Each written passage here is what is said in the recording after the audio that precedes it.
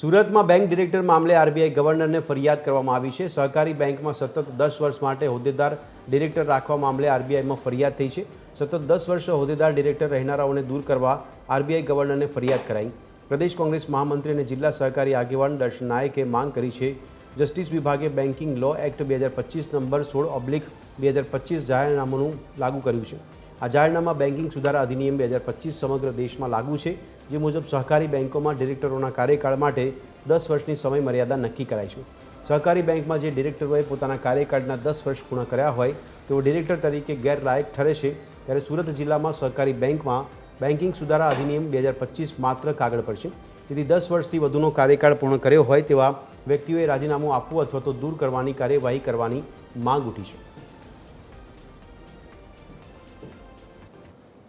કે સુરતમાં પણ છેલ્લા ઘણા સમયથી સુટેક્સ હોય, સુરત મર્કન્ટાઇલ બેંક હોય, પંસિલ બેંક હોય, સર્વોદય કોઓપરેટિવ બેંક હોય, પ્રાઇમ બેંક હોય, આવી ઘણી બેંકોમાં છેલ્લા ઘણા વર્ષોથી આ સહકારી બેંકોની સાથે 10 વર્ષથી વધુ સમયથી ડિરેક્ટરો ફરજ બજાવી રહ્યા છે।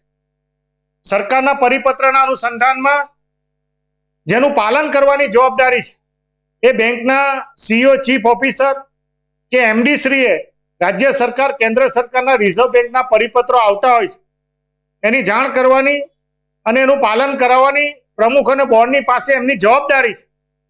પરંતુ એ પોતે પણ આ સરકારના પરિપત્રનું છડેચોક ઉલ્લંઘન કરી રહ્યા એવું દેખાઈ આવે છે।